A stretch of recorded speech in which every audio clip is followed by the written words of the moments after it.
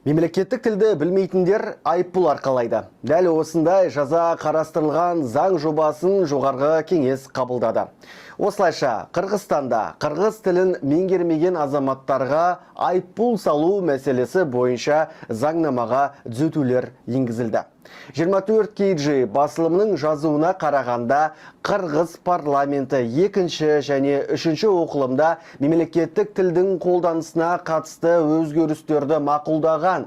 Енді бір қатар шенді шекпенділер мен шенеуліктер қырғызша сайрап тұруы тиіс.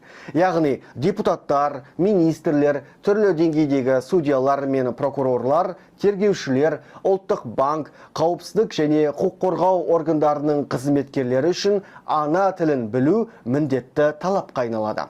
Сондай-ақ адвокаттар мен нотариустар қырғыз тілінде тиісті деңгейде меңгермесе лицензия ала алмайды.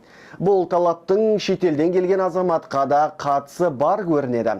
Яғни шетелдіктер қырғыз тілін күнделікті өмірге жеткілікті деңгейде білмесе, оған ықтиярхат немесе иммигрант мәртебесі берілмеуі мүмкін. Жаңа ереже медиа саласында айналып өтпепті. Бұдан бұлай телерадио өнімдерінің кемінде 60% қырғыз тілінде болуы шарт. Ал жарнама мәтіндері орфография мен тіл нормаларына сай жазылып, жергілікті билік тарапынан мақұлдануы қажет. Жаңа нормаларды бұзғандарға айыппұл салынады. Қырғызшаға мұрын шүйіре қараған қарапайым азамат 5000 сом төлеуге міндеттеледі. Бұл шамамен 29500 теңге. Ал заңды тұлғалар үшін айыпақы сомасы 17000 сомға тең. Ұлттық валютаға шаққанда шамамен 100 000 теңге.